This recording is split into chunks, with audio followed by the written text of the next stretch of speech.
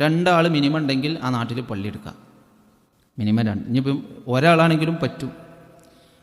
അപ്പോൾ അത് മുസ്ലിങ്ങൾക്ക് ഒരു വികാരമാണ്. മുസ്ലിങ്ങൾക്ക് ഒരു നാട്ടിൽ ഇസ്ലാമുണ്ട് എന്നതിൻ്റെ ചിഹ്നമാണ് പള്ളി എന്ന് പറയുന്നത്. പ്രത്യക്ഷത്തിൽ ഇങ്ങനെ നോക്കിയാൽ മതി. കെട്ടുബന്ധമൊക്കെ വരുമ്പോഴേ, കല്യാണബന്ധം വരുമ്പം ചെക്കന്മാരെക്കുറിച്ചും ഒക്കെ വിളിച്ചന്വേഷിക്കും, എന്താണോ അവൻ്റെ പാടെന്ന്. അപ്പോൾ നമ്മൾ പെട്ടെന്ന് പറയൽ ആ പള്ളിയിൽ നിന്ന് അവനെ കാണലുണ്ട് എന്നാണ്. ഞാൻ റോഡിൽ നിന്ന് കണ്ടില്ലെങ്കിലും പള്ളിക്കെന്ന് കാണലുണ്ട്. അതൊരു സമാധാനവും ആശ്വാസമാണ്. പള്ളി വരുന്ന കൂട്ടത്തിൽപ്പെട്ടതാണ് എന്ന് പറഞ്ഞാൽ അവനക്ക് ഇസ്ലാമിനേറ്റ് ബന്ധം നിലനിൽക്കുന്നു എന്നുള്ളതിന് അതിനും വലിയ ഒരു വ്യക്തമായ രേഖ നമുക്ക് വേറെ പറയാൻ പറ്റില്ല. അവൻ സ്വകാര്യമായി തഹജ്ജുദ് നിസ്കരിക്കുന്നുണ്ടോയെന്നോ അവൻ ആർക്കെങ്കിലും ധർമ്മം ചെയ്യുന്നുണ്ടോ എന്നൊന്നും ഒരാളെക്കുറിച്ച് മറ്റൊരാൾ ചികഞ്ഞ് അന്വേഷിച്ച് കാണുന്ന കാര്യങ്ങളല്ല.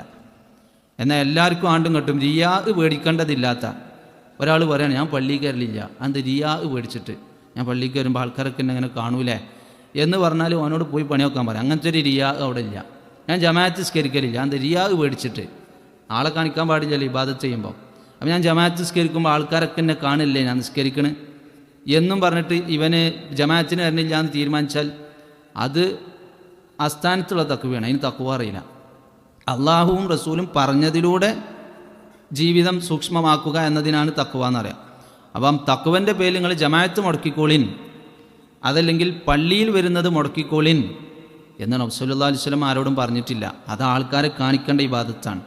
ഒരാൾ ഹജ്ജ് ചെയ്യണില്ല എന്ന് പറഞ്ഞു. അതെന്താണ്? ഞാൻ ഹജ്ജ് ചെയ്യുമ്പം നാട്ടുകാരൊക്കെ അറിയില്ല ഞാൻ ഹജ്ജ് ചെയ്യണത്, എത്ര മനുഷ്യന്മാരുടെ ഇടയിലുമാണ് ഞാൻ ഇബാദത്ത് ചെയ്യാൻ, അപ്പോൾ സ്വകാര്യത നഷ്ടപ്പെടില്ല, ഞാൻ ആളുകളെ കാണിക്കാൻ ഇബാദത്ത് ചെയ്യല്ലേ എന്ന് വിചാരിച്ചാൽ അങ്ങനെ കാണുന്നതല്ല റിയാ എന്ന് പറഞ്ഞത്.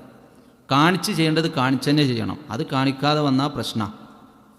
കാണിച്ച് ചെയ്യേണ്ട ഇബാദത്തിൽ ഒരാൾ സ്വകാര്യത സൂക്ഷിച്ചാൽ അത് അയാളുടെ വ്യക്തിത്വത്തിന്, ഇസ്ലാമിക വ്യക്തിത്വത്തിന് പ്രശ്നം വരും. അദാലത്ത് എന്ന് പറയും. അയാൾ ഇസ്ലാമികമായി നിരാകരിക്കപ്പെടും, ഇസ്ലാമികമായി നിരൂപിക്കപ്പെടും. അയാളെ ഇസ്ലാമികമായ ഭാഗത്ത് യോഗ്യനല്ല എന്ന് പറയും. എന്താണ്? അയാൾ ജമാഅത്തിന് വരണില്ല, നിസ്കരിക്കണില്ല എന്നത് ഒരു പ്രശ്നമായിട്ട് വരും.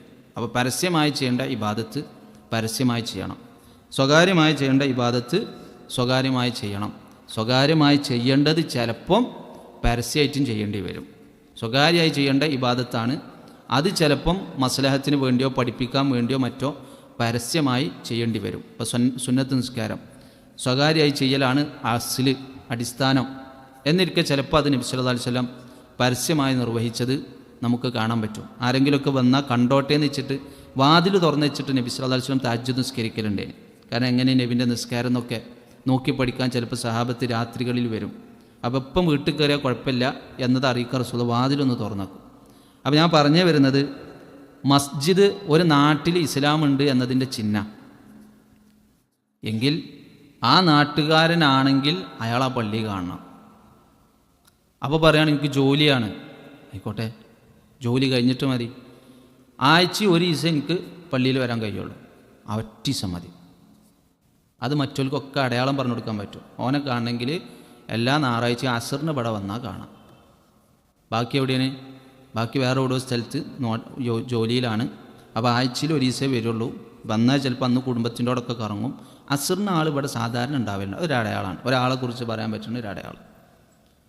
അവന് സുബഹിക്ക് വന്നാൽ കാണാം, അവനെ പിന്നെ എല്ലാ ജുമക്കും വന്നാൽ കാണാം എന്ന് പറയുന്നത് അവൻ ജീവിക്കുന്ന ഒരു നാട്. ഇനിയിപ്പോൾ എല്ലാവർക്കും ഇതാ അവൻ്റെ സ്വദേശം, പക്ഷെ ഞാൻ ഇവിടെ ആവില്ല, ഞാൻ സ്ഥിരമായിട്ടുള്ളത് വേറെ ഏതോ നാട്ടിൽ ജോലിക്കാണ്, ഇല്ല അവിടെ കണ്ടാൽ മതി, അവിടെ കണ്ടാൽ മതി. ഇപ്പം നമ്മൾ നാട്ടുകാരോടാണ് വർത്തമാനം പറയേണ്ടത്. അല്ലെങ്കിൽ ഈ പള്ളിയെ ഒരു സ്ഥിരം പള്ളിയായി സ്വീകരിച്ച് ഈ പരിസരത്ത് ജീവിച്ചുകൊണ്ടിരിക്കുന്ന ആളുകളോടാണ് ഇന്നത്തെ എൻ്റെ സംസാരം. നമ്മളെ സംബന്ധിച്ച് നമ്മുടെ നാട്ടിൽ ഇസ്ലാമുണ്ട് എന്നതിൻ്റെ ഷിആറുകളിൽപ്പെട്ട, ആ ചിഹ്നങ്ങളിൽപ്പെട്ട ഒന്നാണ് പള്ളി എന്ന് പറയുന്നത്. അതൊരു നാടിന് ബറക്കത്താണ്. അതുകൊണ്ടാണ് നബി സല്ലല്ലാഹു അലൈഹി വസല്ലം ഈ ഗല്ലികളിലൊക്കെ ആളുകൾ താമസിക്കുന്നിടത്തൊക്കെ പള്ളി നിർമ്മിക്കാൻ ആവശ്യപ്പെട്ടത്. അപ്പോൾ നിർമ്മിച്ചു കഴിഞ്ഞാൽ പിന്നെ അതിന് പരിപാലനം വേണം. അതിനെ പരിപാലിക്കേണ്ടത് മുവഹിദുകളാണ് എന്ന് അല്ലാഹു സുബ്ഹാനഹു വ തആല പ്രത്യേകം പറഞ്ഞിട്ടുണ്ട്. പള്ളിയെ പരിപാലിക്കേണ്ടത് തൗഹീദുള്ള അള്ളാഹുവിനെ മാത്രം വിളിച്ച് പ്രാർത്ഥിക്കുന്ന ആളുകളാവണം എന്ന് അള്ളാഹു സുബ്ഹാനഹു വ തആല പ്രത്യേകം പറഞ്ഞിട്ടുണ്ട്. അത് പറയാനൊരു പ്രധാന കാരണം നബി സല്ലല്ലാഹു അലൈഹി വസല്ലം ദഅവത്ത് നടത്തി 18 കൊല്ലം, അല്ലെങ്കിൽ 18 അല്ല 20 കൊല്ലം, അല്ലെങ്കിൽ ഏകദേശം ഒരു 18 to 20 കൊല്ലം നബി സല്ലല്ലാഹു അലൈഹി വസല്ലം ദഅവത്ത് നടത്താൻ തുടങ്ങിയിട്ട് ഏറ്റവും പ്രധാനപ്പെട്ട മസ്ജിദായ മസ്ജിദുൽ ഹറം കൈകാര്യം ചെയ്തിരുന്നത് മുശ്രിക്കീങ്ങളിൽ. ഹിജറ 8ാമത്തെ കൊല്ലം മക്ക വിജയിച്ചടക്കിയപ്പോൾ മാത്രമാണ് അത് മുസ്ലിങ്ങളുടെ കയ്യിൽ വന്നത്. അത്രയും കൊല്ലം അക്രമകരവും അന്യായവുമായി അത് കൈയടക്കി വെച്ചിരുന്നത് തനിച്ച വിഗ്രഹാരാധകരായിരുന്നു. അതുകൊണ്ട് അള്ളാഹു ആ വിഷയത്തിൽ അതികാർക്കശ്യത്തോടു കൂടിയാണ് സംസാരിച്ചിട്ടുള്ളത്. മുവഹിദീങ്ങളല്ലാത്തവർ പള്ളി കൈകാര്യം ചെയ്യാൻ പാടില്ല, ചെയ്തോൽക്കൊക്കെ പണി കിട്ടുന്നതാണ്. അതിശക്തമായ താക്കീത് വിശുദ്ധ ഖുർആൻ്റെ പല സ്ഥലത്തും അള്ളാഹു സുബ്ഹാനഹു വ തആല നടത്തിയിട്ടുണ്ട്. അത് ചെയ്തവർക്കൊക്കെ നല്ല പണി വരുന്ന, ഇത് ദുന്യാവിലും വരും ആഖിറത്തിലും വരും. മുവഹിദീങ്ങൾ കൈവെക്കേണ്ട പള്ളിയിൽ വേറെ ആരെങ്കിലും കൈവെക്കാൻ പാടില്ല. അള്ളാഹ് പറഞ്ഞു അന്നൽ മസാജിദ ലില്ലാഹ് ഫലാ തദ്ഉ മഅ അല്ലാഹി അഹദ. മസ്ജിദുകൾ അള്ളാഹു സുബ്ഹാനഹു വ തആലക്കുള്ളതാണ്. അവിടെ വേറെ ഒരാളെയും നിങ്ങൾ ദുആ ചെയ്ത് നിങ്ങൾ വിളിച്ച് പ്രാർത്ഥിക്കാൻ പാടില്ല. കാരണം ഇബ്രാഹിം നബി അലൈഹിസ്സലാമും ഇസ്മായിൽ നബി അലൈഹിസ്സലാമും കൂടി പണിതുയർത്തിയിട്ടുള്ള കഅബ എന്ന് പറയുന്ന മസ്ജിദ്, ആ ആദ്യത്തെ മസ്ജിദ് ഇബ്രാഹിം നബി അലൈഹിസ്സലാം അതിൻ്റെ ലക്ഷ്യപൂർത്തീകരണത്തിന് എന്തൊക്കെ ഇബാദത്ത് വേണമെന്ന് അള്ളാഹിൻ്റെ അടുത്ത് നിന്ന് സ്വീകരിച്ച് ഈ സ്വീകരിച്ചത് അടിസ്ഥാനത്തിൽ അവിടെ നിസ്കാരം തുടങ്ങി. അതുപോലെ അവിടെ ഹജ്ജുമായി ബന്ധപ്പെട്ട കർമ്മങ്ങൾ ആരംഭിച്ച് അത് ജനങ്ങളെ പഠിപ്പിച്ച് വൃത്തിയിൽ പോയിക്കൊണ്ടിരിക്കുന്നതിൻ്റെ ഇടക്കാണ് ഈ അംർ ബിൻ ലുഹയ്യ് എന്ന് പറയുന്ന ചങ്ങാതി വന്നിട്ട് ഇവിടെ വിഗ്രഹത്തിന് കൊണ്ടുപോയി വെച്ചിട്ട് ആദ്യമായി കഅബയിൽ ശിർക്ക് തുടങ്ങുന്നത്. അതിന് ശേഷം അവിടെ വിഗ്രഹങ്ങൾ കുന്നുകൂടി. നബി സല്ലല്ലാഹു അലൈഹി വസല്ലം ദഅവത്ത് തുടങ്ങിയപ്പോൾ മുതൽക്ക് പറഞ്ഞു തുടങ്ങി ഇതൊന്നും ശരിയല്ല. ആ റസൂലിനെ അവിടെ നിസ്കരിക്കാൻ അയക്കാതെ അതിൻ്റെ പരിസരത്ത് നബി സല്ലല്ലാഹു അലൈഹി വസല്ലം നിസ്കരിച്ചാൽ അവിടുത്തെ ശാരീരികമായി ഉപദ്രവിച്ച് ഒട്ടകത്തിൻ്റെ കുടൽമാല ശരീരത്തിൽ കൊണ്ടുവന്നിട്ട് മുഖത്ത് ഒന്നാകെ മണ്ണിലേക്ക് മുഖം ആഴ്ന്നു പോകുമാറ് നബിയുടെ പെരടിക്ക് ചവിട്ടി എന്തൊക്കെ അക്രമം റസൂലുള്ളാഹി നിസ്കരിച്ചുകൊണ്ടിരിക്കുമ്പം അവർ ചെയ്തു കിണെന്നറിയോ? അവിടേക്കാണ് അള്ളാഹ് പറഞ്ഞത് വഅന്നൽ മസാജിദ ലില്ലാഹി ഫലാ തദ്ഉ മഅ അല്ലാഹി അഹദ. മസ്ജിദുകൾ അള്ളാഹു സുബ്ഹാനഹു വ തആലക്കുള്ളതാണ്. അന്നത്തെ ചർച്ചുകളടക്കം, അന്നത്തെ ചരിത്രത്തിൽ അന്നുണ്ടായിരുന്ന ചർച്ചുകൾ എന്ന് ഇവർ പിന്നീട് പേര് മാറ്റിയതടക്കം സത്യത്തിൽ തൗഹീദുള്ള മനുഷ്യന്മാരുടെ അടുത്ത് നിന്ന് പിരിച്ചുണ്ടാക്കിയ ആരാധനാലയങ്ങളായിരുന്നു. എന്തിനു വേണ്ടി? അള്ളാനെ മാത്രം ആരാധിക്കാൻ വേണ്ടി. പിന്നീട് ഒരു അയിമൽ പ്രതിമനെ തൂക്കിയും ചിത്രം വരച്ചും അവർ അവിടെ ഖബർ പൊന്തിച്ചും ഒക്കെ അതിൻ്റെ ലക്ഷ്യമാണ് മാറ്റേണ്ടത്. ജൂതന്മാരും അവരും ഒരു കാലത്ത് മുവഹിദുകളായിരുന്നല്ലോ, അവർക്കുണ്ടായിരുന്നു മസ്ജിദുകൾ, അവർക്കും ആരാധനാലയങ്ങളുണ്ടായിരുന്നു. ആ ആരാധനാലയങ്ങൾ അവരും അള്ളാനെ മാത്രം ആരാധിക്കണം എന്ന് വിചാരിച്ചിട്ട് അത് ബനൂ ഇസ്രായേൽ നബിമാർ വരെ പഠിപ്പിച്ചു കൊടുത്തതായിരുന്നു. അവരവിടെ കൊണ്ടുപോയി വേറെ ലക്ഷ്യങ്ങൾക്ക് വേണ്ടി അത് ഉപയോഗിക്കാൻ തുടങ്ങി.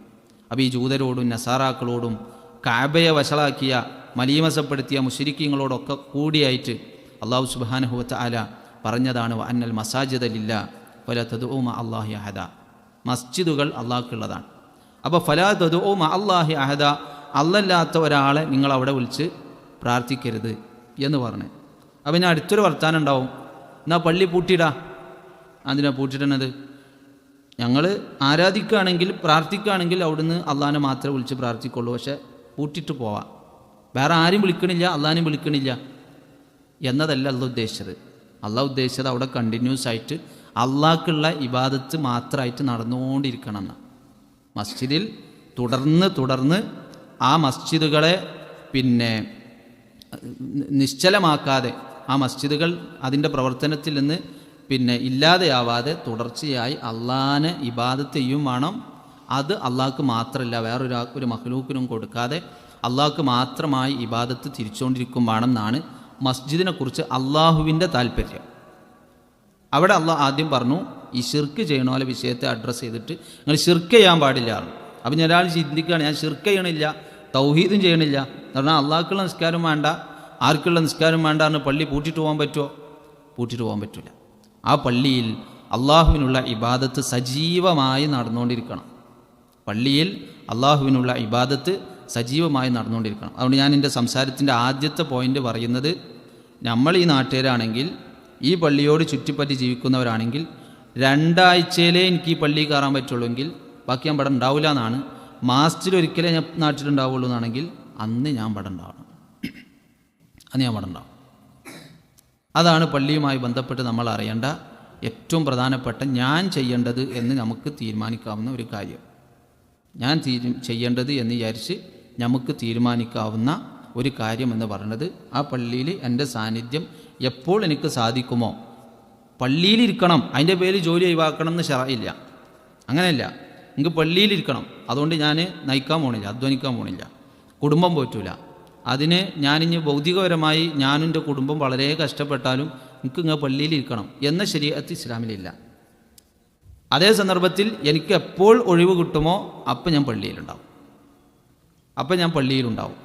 അത് അയാളുടെ കുടുംബത്തിൻ്റെ പ്രാരാബ്ദം കാരണം, പ്രയാസവും സാമ്പത്തിക ബുദ്ധിമുട്ടൊക്കെ കാരണം ഞാൻ പറയണത്, അയാൾക്ക് ആകെ ആ മാസത്തിലൊരിക്കലേ പള്ളിക്ക് വരാൻ പറ്റുള്ളൂ എന്നുണ്ടെങ്കിലും അള്ളാഹുവിൻ്റെ റസൂൽ സല്ലല്ലാഹു അലൈഹി വസല്ലം അള്ളാഹുവിൻ്റെ തണൽ ലഭിക്കുന്ന 7 വിഭാഗത്തെ പറഞ്ഞപ്പം അതിലൊരാളെക്കുറിച്ച് പറഞ്ഞത്, അയാളുടെ കൽബ് എപ്പോഴും പള്ളിയുമായി ബന്ധപ്പെട്ടിരിക്കുന്നതാണ്. അയാളുടെ കൽബ് എപ്പോഴും പള്ളിയുമായിട്ട് കണക്റ്റഡ് ആവും. എങ്ങനെയാണ് അതങ്ങനെ? ആ യോഗ്യതയിലേക്ക് എങ്ങനെയാണ് നേടൽ, എത്തലെങ്ങനെയാണ്? കൽബ് പള്ളിയായിട്ട് എപ്പോഴും കണക്റ്റഡ് ആവും. അപ്പോൾ ശരീരം വേണ്ടാന്നാ, ഞാൻ എന്നും പള്ളീനെക്കുറിച്ച് ആലോചിക്കും. അപ്പോൾ ചെന്ന പള്ളിയിൽ പോയത് ഞാൻ പോകലൊന്നുമില്ല, എന്നും ആലോചിക്കലുണ്ട്. എന്നാണോ അയാൾക്ക് തണൽ കിട്ടാൻ? അല്ല, ചിലപ്പോൾ അതും ആവാം. അയാൾക്ക് പള്ളിയിൽ കയറാൻ പറ്റൂല, പെരയിൽ കിടക്കുകയാണ്, അസുഖമാണ്, വീട്ടിൽ നിന്ന് ഇറങ്ങാൻ പറ്റൂല, പക്ഷെ എന്നും പള്ളിയിലത്തെ ആര് വന്നാലും പള്ളിയിലത്തെ കാര്യം ചോദിക്കും. ഉള്ളപ്പോഴൊക്കെ മൂപ്പര് പള്ളിയിലുണ്ടായിരുന്നു, ഇപ്പം വരാൻ പറ്റുന്നില്ല, പക്ഷേ ആര് വന്നാലും പള്ളീൻ്റെ കാര്യം ചോദിക്കും. അവിടെ ബൾബ് വീസായാലും ആരറിഞ്ഞതിന് മുമ്പ് മൂപ്പരത് അറിഞ്ഞിരുന്നു. അവിടെ മസ്ജിദുമായി ബന്ധപ്പെട്ട് എന്ത് ബുദ്ധിമുട്ടുകളുണ്ടെങ്കിലും അത് നീക്കം ചെയ്യുന്നിടത്ത് മൂപ്പര് കാണുന്നവരോടൊക്കെ പറയും. പക്ഷെ മൂപ്പര് പള്ളിയിൽ കയറില്ല. വരാത്തതിൻ്റെ കാരണം എന്താ? വരാൻ പറ്റാത്തതുകൊണ്ടാണ്. അത് ഈ പറഞ്ഞ ഗണത്തിലാപ്പെടുക. കൽബ് പള്ളിയുമായി ബന്ധപ്പെട്ട് നിൽക്കാൻ. എന്നാൽ മറ്റവർക്ക് ജസദിയെ ശരീരം കൊണ്ടൊരു തടസ്സമില്ല.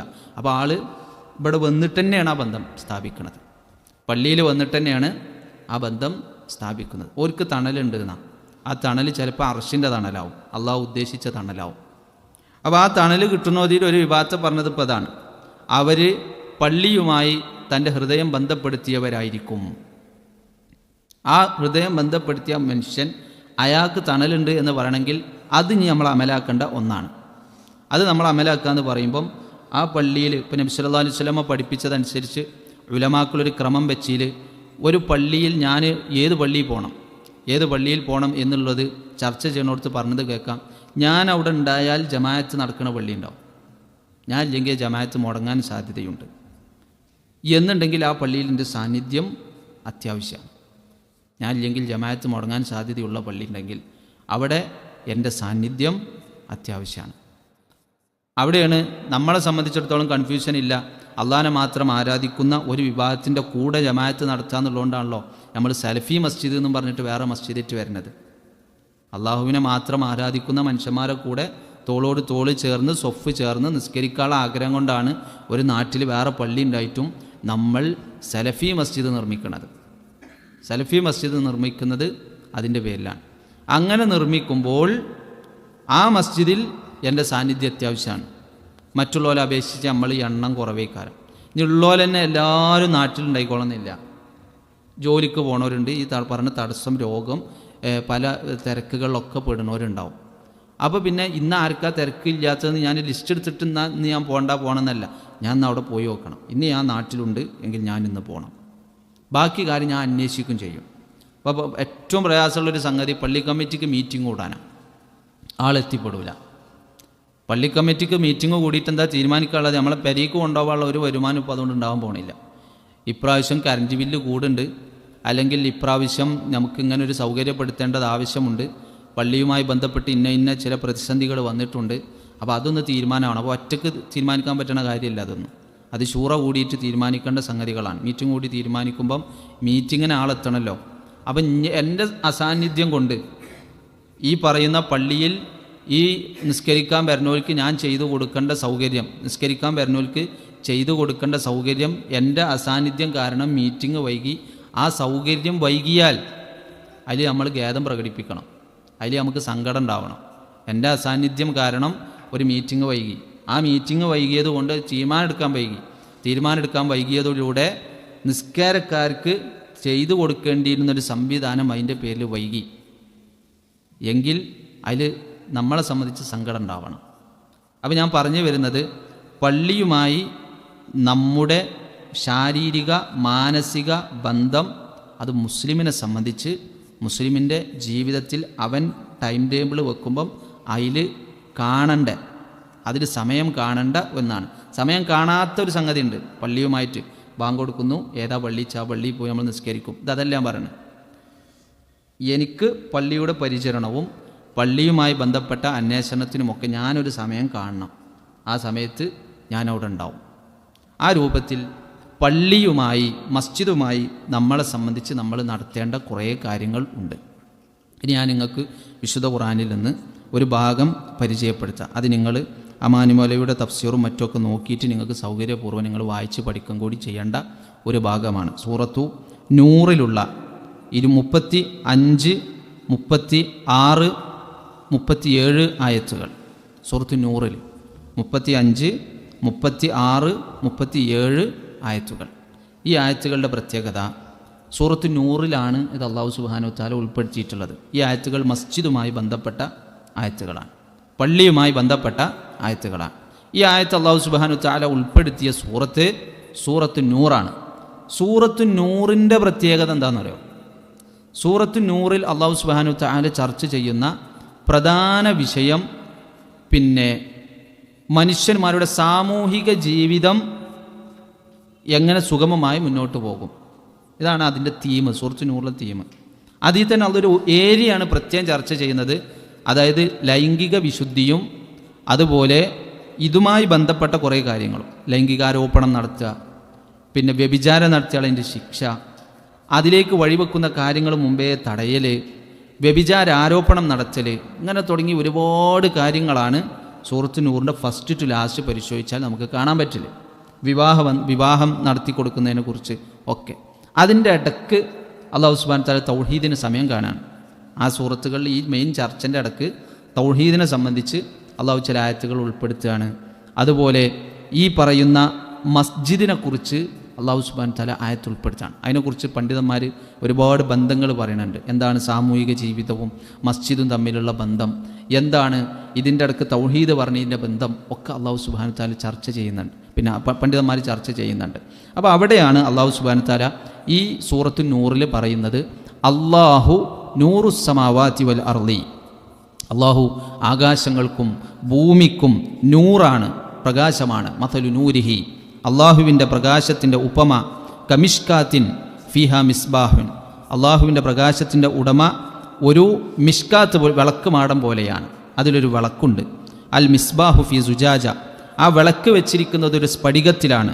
അസ്സുജാജതു കഅന്നഹ കൗകബുൻ ദുർരിയുൻ, വെട്ടിത്തിളങ്ങുന്ന ഒരു നക്ഷത്രം പോലെയുള്ള നല്ല തിളക്കമാർന്ന ഒരു സ്ഫടികത്തിലാണ് ഈ വിളക്ക് വെച്ചിരിക്കുന്നത്. യൂഖദു മിൻ ഷജറത്തിൻ മുബാറക്കത്തിൻ സൈത്തൂനത്തിൻ, അനുഗ്രഹീതമായ ഒലീവ് വൃക്ഷത്തിൽ നിന്നാണ് ഈ വിളക്കിനുള്ള എണ്ണ ശേഖരിക്കുന്നത്. ലാ ഷർഖിയത്തിൻ വലാ ഗർബിയ, പറ്റേ പടിഞ്ഞാട്ടോ പറ്റേ കിഴക്കോട്ടോ അല്ലാത്ത, എപ്പോഴും വെയിൽ കിട്ടി നല്ല മേന്മയുള്ള ഗുണമേന്മയുള്ള എണ്ണ ശേഖരിക്കാവുന്ന ഒരു ഒലീവ് വൃക്ഷത്തിൽ നിന്നാണ് ഈ പറയുന്ന വിളക്കിന് എണ്ണ ശേഖരിക്കുന്നത്. ആ നിലക്ക് യക്കാദു സൈത്തുഹാ യുളീഉ വലൗലം തംസസ്ഹു നാറുൻ, തീ സ്പർശിച്ചിട്ടില്ലെങ്കിൽ പോലും വെട്ടിത്തിളങ്ങാൻ മാത്രം പവറുള്ള, അത്രയും തിളക്കമാർന്നതാണ് അതിൻ്റെ എണ്ണ എന്ന് പറയുന്നത്, സൈത്ത് എന്ന് പറയുന്നത്. അങ്ങനെ സ്വമേധയാ അതിന് പ്രകാശമുണ്ട്, തിളക്കമുണ്ട്. എന്നിട്ട് ഇതെല്ലാം കൂടി ചേർന്നൊരു നൂറ്. അതാണല്ലോ അള്ളാഹിൻ്റെ നൂറിൻ്റെ പ്രത്യേകത. നൂറുൻ അലാ നൂർ, അള്ളാഹുവിൻ്റെ നൂറ്, ഈ ഹിദായത്ത്, അവിടെ അള്ളാഹുവിൻ്റെ വെളിച്ചം എന്ന് പറഞ്ഞാൽ അള്ളാഹിൻ്റെ ഹിദായത്ത്. അങ്ങനെ ഹിദായത്തിന് മേൽ ഹിദായത്ത് യഹ്ദില്ലാഹു ലിനൂരിഹി മയ്യശ, താൻ ഉദ്ദേശിക്കുന്നവർക്ക് അള്ളാഹു ഈ നൂറ് കൊടുക്കും എന്നല്ല പറഞ്ഞു. അള്ളാഹിൻ്റെ നൂറിനെ കുറിച്ച് അള്ളാഹു ഉപമിച്ചു. ഞാനത് വിശദീകരിക്കുന്നില്ല, അതൊക്കെ നിങ്ങൾ വിശദമായി നോക്കുക. വിശദമായി അമാനി മൗലവിയുടെ തഫ്സീർ മാത്രം അന്വേഷിച്ചാൽ നമുക്ക് കുറേ കണ്ടൻറ്റ് കിട്ടും. എന്നിട്ട് അള്ളാഹ് പറഞ്ഞു, വയദ്രിബുല്ലാഹുൽ അംസാല ലിന്നാസി, അള്ളാഹ് ജനങ്ങൾക്ക് വേണ്ടി ഉപമകളൊക്കെ വെക്കുന്നു. വല്ലാഹു ബിക്കുല്ലി ഷൈഇൻ അലീം, അള്ളാഹു എല്ലാ കാര്യത്തിനെക്കുറിച്ചും അറിവുള്ളവനാണ്. എന്ന് പറഞ്ഞിട്ട് അള്ളാഹ് പറയാണ് ഫീ ബുയൂത്തിൻ. ഈ നൂറ് എവിടെ കിട്ടുക? അള്ളാഹിൻ്റെ ഈ നൂറിനെ കുറിച്ച് പറയാണ് ഫീ ബുയൂത്തിൻ, അത് ചില വീടുകളിലാണ്.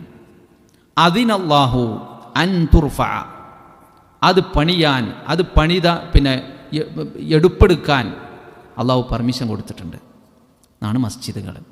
വയുദ്കറ ഫീഹ സ്മുഹു, അള്ളാഹുവിൻ്റെ നാമങ്ങൾ അവിടെ സ്മരിക്കാൻ, ബാങ്ക് കൊടുക്കാൻ അള്ളാഹ് പ്രത്യേകം അനുമതി കൊടുത്ത ചില പ്രദേശങ്ങളുണ്ട്.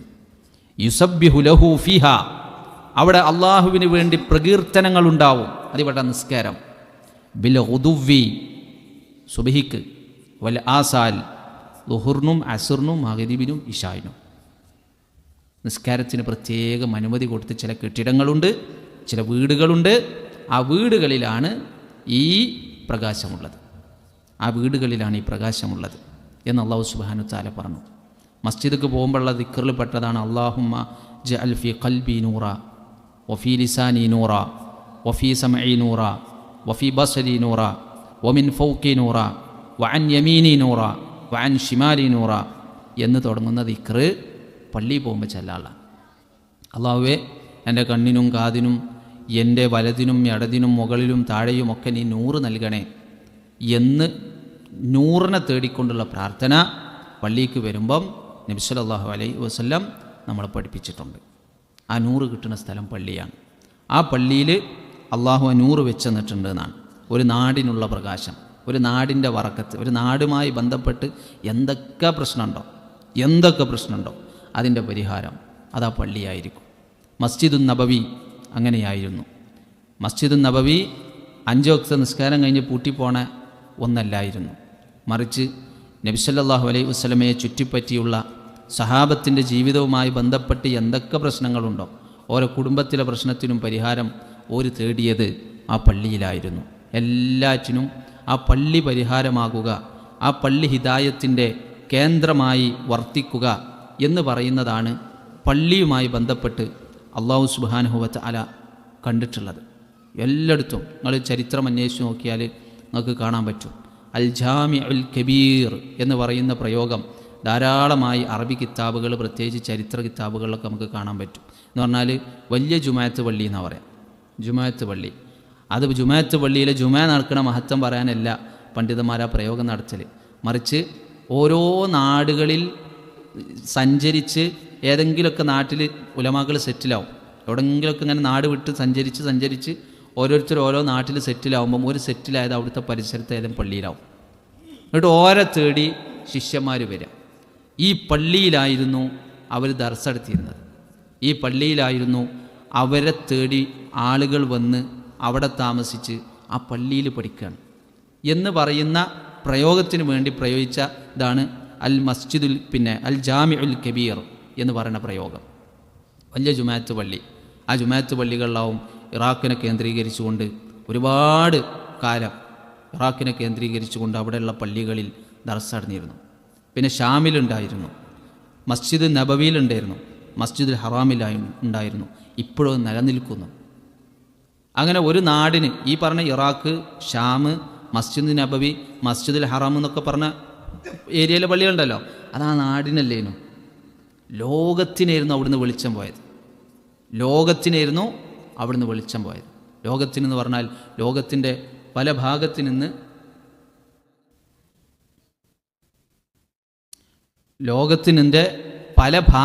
നിന്ന് എന്തുണ്ട്, ആളുകൾ അവിടെ വരുന്നു, അവിടെ ദീന് കേൾക്കുന്നു, ഉസ്താദന്മാരിൽ നിന്ന് പഠിക്കുന്നു എന്ന രൂപത്തിലായിരുന്നു ഈ ലോകത്തിന് വെളിച്ചം കിട്ടുന്ന ഒരുപാട് പള്ളി ചരിത്രത്തിലുണ്ടായിട്ടുണ്ട്. ലോകത്തിന് വെളിച്ചം കിട്ടുന്ന ഒരുപാട് പള്ളി. അവിടെയാണ് ഞാൻ പറഞ്ഞത്, നമുക്ക് ആദ്യം പ്ലാൻ ഇട്ടിട്ട് നമ്മളെ നാടിന് വെളിച്ചം കിട്ടുന്ന ഒരു പള്ളി, നമ്മളെ നാട്ടിലുള്ള എല്ലാ കാര്യത്തിനും നമ്മളെ ഈ പള്ളിയെ ചുറ്റിപ്പറ്റിപ്പോൾ ഞാൻ അങ്ങനെ നോക്കുമ്പോൾ അൽഹംദുലില്ലാ സന്തോഷമുള്ളൊരു കാഴ്ച എന്ന് പറഞ്ഞത് ഇവിടെ കുറേ കുട്ടികളുണ്ട്. ഈ കുട്ടികൾക്കൊന്നും ഇന്നത്തെ പ്രായം അനുസരിച്ച് പള്ളിക്കല്ല് വാജിബില്ല. പക്ഷെ ഇവർ അടുത്ത തലമുറയാണ്. അടുത്ത തലമുറ പള്ളിയിൽ കാണുമ്പോൾ ഓലപ്പം കൊണ്ടുവരണം. അവരെ ഇപ്പം കൊണ്ടുവന്നിട്ട് ഓർക്ക് പള്ളിയിൽ എന്താ കിട്ടാനുള്ളത്? ഇപ്പം എന്താ വെച്ചാൽ മറ്റേ തറാവീക്കാണെങ്കിൽ ഓരൈക്കാരം എല്ലാവർക്കും കാവ പാർന്നു കൊടുക്കുന്നത്, പിന്നെ ഈച്ചപ്പയം വിതരണം ചെയ്യണത്, കുപ്പിവെള്ളം അവിടെയും ഇവിടെയൊക്കെ കൊണ്ടുവച്ച് കൊടുക്കുന്നത്, അതൊക്കെ ഓരോ കാര്യം. ഓർക്ക് അതിനപ്പുറത്ത് ഈ പള്ളിയിൽ നിന്ന് കുറച്ച് ഹിദായത്ത് കിട്ടണം. അതിന് പറ്റിയ പദ്ധതികൾ നിങ്ങൾ ആവിഷ്കരിക്കണം. പള്ളിക്കൽ സ്ഥിരമായി ഹൽക്ക നടക്കേണ്ടി വരും. ഖുർആനോത്തിൻ്റെ ഹൽക്ക, ഹെഫ്ളിൻ്റെ ഹൽക്ക, അതുപോലെ പിന്നെ ക്ലാസ്സുകൾ ഒക്കെ നടത്തിയാൽ പോരാ. അതിന് സംഘാടകരും അതല്ല, അതാർക്കാണ് നടത്തണമെന്ന് വെച്ചാൽ ഇന്നാട്ടിലുള്ള ആളുകൾക്കാണ്. അതിന് പ്രായഭേദമന്യേ എല്ലാ മനുഷ്യന്മാരും ഇവിടെ എത്തേണ്ടി വരും. അതിന് പറ്റിയൊരു സമയം നിങ്ങൾ കണ്ടാൽ മതി. എല്ലാ സമയവും കണ്ടിട്ട് പിന്നെ എല്ലാ മനുഷ്യന്മാരും, അതിൽ കുട്ടികളുണ്ട്, മുതിർന്നവരുണ്ട്, ഓരുടെ പ്രായത്തിനനുസരിച്ച് അവർക്ക് ക്ലാസ്സുകൾ വെക്കാൻ പറ്റും. അതിനൊന്നും നിങ്ങൾ വേറെ സ്ഥലം അന്വേഷിക്കണ്ട. ഇപ്പം ചിലർക്ക് അങ്ങനെ ഉണ്ട്, പള്ളിയിൽ എല്ലാ ചൊറുക്കുള്ള കാർപ്പറ്റും അത്യാവശ്യം പൈസക്കാണല്ലോ ഇപ്പോൾ ഈ കാർപ്പറ്റൊക്കെ വെക്കുന്നത്. അപ്പോൾ അതിൻ്റെ ആ മണം ഇങ്ങനെ പോവാതെ വെക്കാൻ ഇതിങ്ങനെ പൂട്ടിയിടും. എന്നിട്ട് ഇതിന് ഇനി വേറെ സ്ഥലം അന്വേഷിക്കും. ഒരാവശ്യമില്ല. അങ്ങനെ പിന്നെ ഈ ഒരു ചർച്ചനെപ്പണ്ട് ഈ സൗകര്യങ്ങൾ അസൗകര്യമാകുമ്പോൾ നമ്മൾ സൗകര്യത്തിന് ആ മുറ്റത്ത് കട്ട പതിക്കണം, അതോടുകൂടി തുപ്പാൻ സ്ഥലമില്ലാതായി. സൗകര്യത്തിന് വേണ്ടിയിട്ടാണ് നമ്മൾ കാർപ്പറ്റ് ഇടുന്നത്, അതോടുകൂടി ഇവിടെ ഒന്ന് കെടുക്കാൻ പറ്റില്ല ആണല്ലോ. സൗകര്യത്തിന് വേണ്ടിയാണ് ഫാൻ ഇട്ടത്, അതോടുകൂടി ഫാൻ ഓഫാക്കൽ തുടങ്ങി. മറ്റൊരു കുഴപ്പമില്ല, ഇനി അടച്ചുറപ്പിൻ്റെ ഒന്നും ആവശ്യമില്ല. ഓപ്പൺ ഏരിയ, ഇത്ര മതിലും വേണ്ട, നല്ല ഒഴിഞ്ഞ പിന്നെ വെന്റിലേഷന് പറ്റിയതുണ്ടെന്നുണ്ടെങ്കിൽ ഫാനും വേണ്ട, ഒരു അടുപ്പും വേണ്ട, നിങ്ങളാരും ഓഫാക്കും വേണ്ട എന്നുള്ളിടത്ത് എത്തിയാൽ മതി. സൗകര്യത്തിന് ഫാനൊക്കെ വെച്ച് പൈസ പിരിച്ച് ഫാൻ വെക്കണം, പിന്നെ അതും ഓഫാക്കി പോകും. ചില മനുഷ്യന്മാർ പീസൂരിപ്പോവും. 5 വക്തിന് മാത്രം 3-4 പണി ഉണ്ടാവും. ബാങ്ക് കൊടുക്കൽ, പീസിടൽ, ഇങ്ങനെ ഉള്ള പള്ളികളുണ്ട്. 5 വക്തിൻ്റെ ഖാസായ പണി. ഏത് സമയം നിങ്ങൾ ആലോചിച്ച് നോക്കി, ഫാത്തിമ റളിയല്ലാഹു അൻഹയും അലി റളിയല്ലാഹു അൻഹും തിരക്കൂടി, ഒരു പരിയിലടി ഉണ്ടായി. അലി റളിയല്ലാഹു അൻഹു പിണങ്ങിപ്പോയി കിടക്കാണ്ടായ സ്ഥലം പള്ളിയാണ്. അപ്പോൾ ഇപ്പോൾ ഇങ്ങനെ ചൂടായി പിണങ്ങി പള്ളിയിൽ കയറുമ്പോൾ പള്ളി കൂട്ടിയിട്ട് കണ്ടാൽ ഇനിയിപ്പോൾ എവിടെ പോയി കിടക്കുക? അതിന് പള്ളി തുറന്നു കൊടുക്കണം, പള്ളി ലൈവാവണം. നമ്മളടുത്തുനിന്ന് ഇന്നത്തെ കാലത്ത് പഴയ മാതിരി പള്ളി നടത്താൻ പറ്റുന്ന കോലത്തിലല്ല. ചെറിയ സാമ്പത്തിക ബാധ്യതകളൊക്കെ ഉണ്ടാവും. ഉണ്ടെങ്കിൽ പോലും അത് നമുക്ക് കളക്ട് ചെയ്യണതിനൊന്നും തടസ്സമൊന്നുമില്ല. നമ്മളുടെയൊക്കെ ജീവിത ചെലവുകളിലും വീട്ടു ചെലവുകളിലും നമ്മൾ ചെലവഴിക്കുന്നതിൽ നിന്നൊരു ഭാഗം മുറുക്കി പിടിച്ചാൽ പള്ളി നടത്തണതിന് നമ്മൾ റമദാനിൽ വേറെ നാട്ടിലേക്ക് പിരിച്ചാൻ പോകേണ്ട ആവശ്യമൊന്നും ഉണ്ടാവില്ല. നമ്മൾ തന്നെ അതിൻ്റെ സാമ്പത്തിക ഭാഗങ്ങൾ നമ്മൾ കളക്ട് ചെയ്യും. ആദ്യം നിങ്ങളൊരു ഇതുണ്ടാക്കിയാൽ മതി, നമുക്ക് എത്ര ചിലവ് വേണം, പിശുക്കി ഉണ്ടാക്കണ്ട. ഇവിടെ എന്തൊക്കെ ആവശ്യമുണ്ടെന്ന് നോക്കാം. ഇവിടെ കുട്ടികളുണ്ട്, അപ്പോൾ ഓരെ സംബന്ധിച്ച് ഓരെ പഠിപ്പിക്കാൻ ഉസ്താദ് വേണം. അതിന് പള്ളിയിൽ നമ്മൾ നിശ്ചയിച്ചൊരു സമയമുണ്ട്. ഇവിടെ മുതിർന്നവരുണ്ട്, ഇവിടെ സ്ത്രീകളുണ്ട്, ഇവിടെ വിവിധ പ്രായക്കാരുണ്ട്. അതിന് ഒക്കെ നമ്മളെ സംബന്ധിച്ച് ഇവിടെ ചെയ്തു കൊടുക്കേണ്ട സൗകര്യങ്ങൾ ഇങ്ങനെയൊക്കെയാണ്. ഉസ്താദന്മാരെ കൊടുക്കേണ്ടി വരും, അപ്പോൾ ഉസ്താദന്മാർക്ക് ശമ്പളം കൊടുക്കേണ്ടി വരും. അപ്പോൾ അതിന് ശമ്പളം നമ്മൾ വിലയിരുത്തുന്നത് ഇത്രയൊക്കെയാണ്. അത് എൻ്റെ അടുക്ക് നേതൃത്വം മാത്രം പള്ളി കമ്മിറ്റി ഇത് ചർച്ച ചെയ്യുമ്പോൾ എല്ലാവരും ഇടപെട്ട് ഇതിമേലൊരു തീർപ്പാക്കണം. പൈസ ഇല്ലാത്തതിൻ്റെ പേര് നമ്മൾ ക്ലാസ്സൊന്നും നടത്തലില്ല, അല്ലെങ്കിൽ പൈസ ഇല്ലാത്തതിൻ്റെ പേരിൽ നമ്മൾ കുട്ടികൾക്കുള്ള ആ ഒരു ഹിഫ്ള് സംവിധാനം മാറ്റിവെക്കാൻ പോവാണ്. പൈസ ഇല്ലാത്തതിൻ്റെ പേരിൽ എന്ന വർത്താനം ഉണ്ടാവില്ല. പൈസ ഇല്ലാത്തതിൻ്റെ പേരിലാണെങ്കിൽ നമ്മളൊന്നും പെരുന്നാൾക്ക് ഡ്രസ്സ് കൊടുക്കില്ല. അത് പിശിക്കാലും ഇഷ്കി പിടിച്ചാലും നമ്മളെ അടുത്തൊക്കെ ഉണ്ടാവും. എല്ലാവരും അവനാനെക്കൊണ്ട് കഴിയുന്ന ഒരു ഓഹരി പള്ളിക്ക് ചുറ്റും നൽകുന്നതിൽ സ്വമേധയാ ഒരു താല്പര്യം പ്രകടിപ്പിച്ചാൽ കമ്മിറ്റിക്കൊരു ബാധ്യത ഉണ്ടാവില്ല. അപ്പോൾ ഞാൻ പറയുന്നത്, ഈ പള്ളിയുമായി ബന്ധപ്പെട്ട് അള്ളാഹു സുബ്ഹാനഹു വ തആല പറഞ്ഞാണ് ഫീ ബുയൂത്തിൻ, അള്ള പെർമിഷൻ കൊടുത്ത ചില ഭവനങ്ങളിൽ അള്ളാഹിൻ്റെ നാമങ്ങൾ സ്മരിക്കപ്പെടാനുള്ള രൂപത്തിൽ അള്ള വെച്ച ഈ പള്ളികളിൽ നൂറുണ്ട്. എന്നിട്ട് അടുത്ത ആയത്തിൽ എന്താ പറഞ്ഞറിയോ? റിജാലുൻ, ചില വ്യക്തികൾ ലാ തുൽഹീഹിം, ഓരെ ശ്രദ്ധ തെറ്റിക്കുന്നതല്ല, അവരെ അശ്രദ്ധരാക്കുന്നതല്ല. തിജാറത്തുൻ വലാ ബൈഉൻ അൻ ദിക്രില്ലാഹി വ ഇഖാമിസ്സലാ, കച്ചവടം, വ്യവഹാരങ്ങൾ അള്ളാനെ ഓർക്കുന്നതിൽ നിന്നോ നിസ്കാരം നിലനിർത്തുന്നതിൽ നിന്നോ വ ഈതാഇ സക്കാത്ത് കൊടുക്കുന്നതിൽ നിന്നോ ഒന്നും തടസ്സം ഉണ്ടാക്കാത്ത ചില മനുഷ്യന്മാരുണ്ട്. അവരാണ് ഈ പള്ളിയുടെ നടത്തിപ്പുകാർ എന്ന് അള്ളാഹു സുബ്ഹാനഹു വ തആല പറഞ്ഞു. ഒരു പ്രത്യേകത എന്താണ്? ഓർക്ക് കച്ചവടം ഒരു തടസ്സമല്ല. പള്ളിയിൽ ബന്ധപ്പെടുന്നതിൽ നിന്ന് ഓർക്ക് കച്ചവടം തടസ്സമല്ല. ഒരു കച്ചവടത്തിൻ്റെ പേര് പറഞ്ഞ് പള്ളിക്ക് വരാണ്ടിരിക്കൂല, വ്യവഹാരത്തിൻ്റെ പേര് പറഞ്ഞ് പള്ളിക്ക് വരാണ്ടിരിക്കൂല. അവർ ഈ പറഞ്ഞതൊന്നും അവരെ തടസ്സാക്കൂല. ഇതിന് 2 വ്യാഖ്യാനമുണ്ട്. ഒന്ന് സൂഫിയാളൊരു വ്യാഖ്യാനമുണ്ട്. അത് പറഞ്ഞുകൊണ്ടാണ് ഒരു പള്ളിക്ക് ഇരുന്ന് കച്ചവടം നിർത്തിയത്. കച്ചവടത്തിന് പോവില്ല, വരുമാനത്തിന് പോവില്ല, നയിക്കാൻ പോവില്ല. പിന്നെ ഇതിൽ നിന്നും ശ്രദ്ധ തെറ്റിക്കരുത് എന്നാണല്ലോ. പിന്നെ ഏതെങ്കിലും മൂലക്കൽ വലിയ ദാക്കിറായിരുന്നിട്ട് ഒരു ദസ്ബിൻ പിടിച്ചിട്ട് ഇങ്ങനെ ഇരിക്കണ ഒരു തെറ്റായ വ്യാഖ്യാനം ഈ ആയത്തിന് കൊടുത്ത സൂഫിയാളുണ്ട്. അല്ല ഇവിടുത്തെ ഉദ്ദേശം. ഇവിടെ പണ്ഡിതന്മാർ പറഞ്ഞ് ഈ ആയത്തിറങ്ങിയത് തന്നെ കച്ചവടക്കാരുടെ വിഷയത്തിലാണ്. ഈ ആയത്തിറങ്ങിയത് തന്നെ വ്യവഹാരക്കാരെന്ന് പറഞ്ഞാൽ വണ്ടിക്കാരുണ്ടാവും, കച്ചവടക്കാരുണ്ടാവും, ബിസിനസ്സുകാരുണ്ടാവും, എല്ലാ വകുപ്പ് ടീമും ഉണ്ടാവും, ഇടപാടിലൊക്കെ ഉണ്ടാവും. അങ്ങനെ ഓരോ വിഷയത്തിൽ എന്ന് പറഞ്ഞത് അത് നിലനിൽക്കുന്നതോടൊപ്പം സമയമുണ്ടായ ഒരു വെളി കാണാം, അതുവരെ ഒരു കച്ചവടം നടത്തും. അല്ല കച്ചവടം നടത്താതെ പള്ളിക്ക് ഫുൾ ടൈം ഇരിക്കാനല്ലേ പറഞ്ഞത്. ആ സമയം ഉണ്ടായാൽ ഓരോ പള്ളി കാണാം. ഓരോരുടേതായ എല്ലാ പറയുന്ന ഇടപാടിലും ഓരുണ്ടാവും, എല്ലാറ്റിലും അവരുണ്ടാവും. പക്ഷേ സമയമായി കഴിഞ്ഞാൽ ഒരു പള്ളിയിലുണ്ടാവും. അങ്ങനെയുള്ള മനുഷ്യന്മാരെ അതിനെക്കുറിച്ച് അള്ളാഹ് പറയാണ്, റിജാലുൻ ലാ തുൽഹീഹിം തിജാറത്തുൻ വലാ ബൈഉൻ അൻ ദിക്രില്ലാഹ്. അള്ളാഹനെ ഓർക്കുന്നതില്ലെന്ന് ഇവർക്ക് ഈ കച്ചവടത്തിൻ്റെ പേര് പറഞ്ഞിട്ട് ഓരോ പള്ളി കാണാണ്ടിരിക്കൂല. ആ കച്ചവടത്തിൻ്റെ പേര് പറഞ്ഞിട്ട് അവർ അള്ളാഹുവിനെ ദിക്റാക്കുന്നതിൽ നിന്ന് മാറി നിൽക്കൂല. അതുണ്ടാവും ഇതുണ്ടാവും എന്ന് പറഞ്ഞു. അങ്ങനെ കച്ചവടക്കാരുടെ വിഷയത്തിൽ ഇറങ്ങിയ ആയത്താണെന്നാണ് ഇതിനെക്കുറിച്ച് പണ്ഡിതന്മാർ പറഞ്ഞത്. ഞാൻ പറയാൻ പോകുന്നത് നിങ്ങൾ മനസ്സിലാക്കി വെക്കുക. ചരിത്രത്തിൽ നമുക്ക് കാണാം, പിന്നെ മുഹമ്മദ് ബിൻ അബ്ദുൽ വഹാബ് റഹിമഹുള്ള, പിന്നെ സൗദി രാജ്യം നമ്മൾ കാണുന്ന ഇസ്ലാമിക രാജ്യങ്ങളുടെ കൂട്ടത്തിൽ ഏറ്റവും നന്നായി സേവനം ചെയ്യുന്ന സൗദി രാജ്യം, ആ സൗദി രാജ്യം നിർമ്മിക്കുന്നതിന് ചുക്കാൻ പിടിച്ച മനുഷ്യനാണ് മുഹമ്മദ് ബിൻ അബ്ദുൽ വഹാബ് റഹിമഹുള്ള.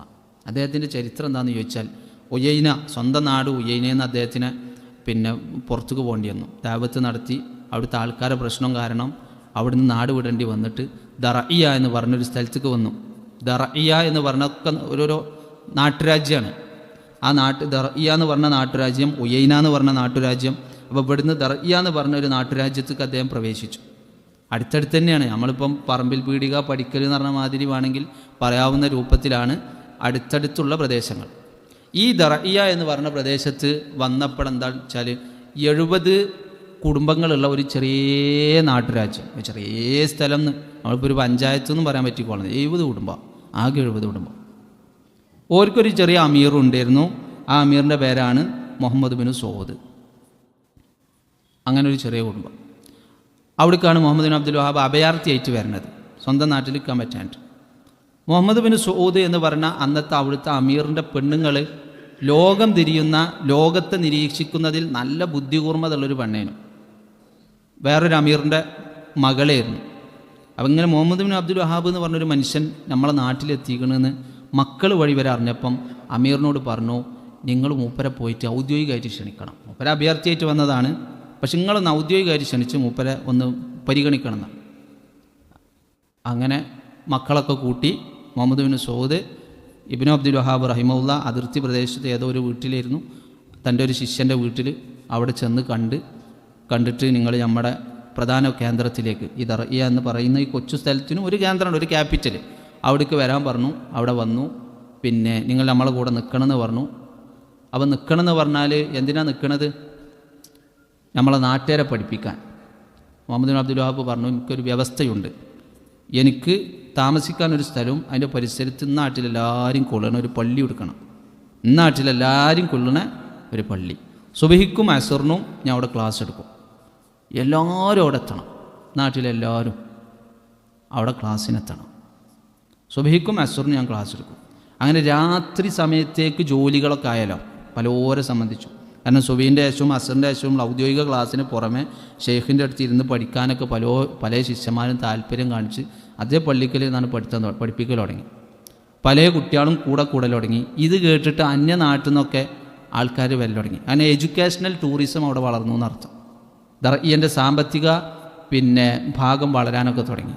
പുറത്തുനിന്ന് ആൾക്കാർ ഇങ്ങോട്ട് വിദ്യാഭ്യാസത്തിന് ചെക്കന്മാരൊക്കെ വന്നാൽ എന്തെയ്ക്കാറുണ്ടാവില്ല, ഇവിടെ എഡ്യൂക്കേഷണൽ ടൂറിസം വളരും. അത് ദറഇയ പുറത്തൊക്കെ അറിയപ്പെടാൻ തുടങ്ങി. ഇങ്ങനെ ദറഇയ പതുക്കെ വളർന്ന് അതാണ് പിന്നീട് ഒരു മംലക്കത്തുൽ അറബിയത്തു സൗദിയായിട്ട് മാറുന്നത്. അതിൻ്റെ ചരിത്രം അങ്ങനെയാണ്. തുടങ്ങിയത് പള്ളിക്കന്ന. നമ്മളിത് പറയാൻ പോണത് ഇവിടെ ഇന്ത്യ രാജ്യം മറിച്ചിടാനൊന്നുമല്ല. അത് അവിടുത്തെ സാഹചര്യം, അവിടെ സ്വതന്ത്ര രൂപം നാട്ടുരാജ്യം.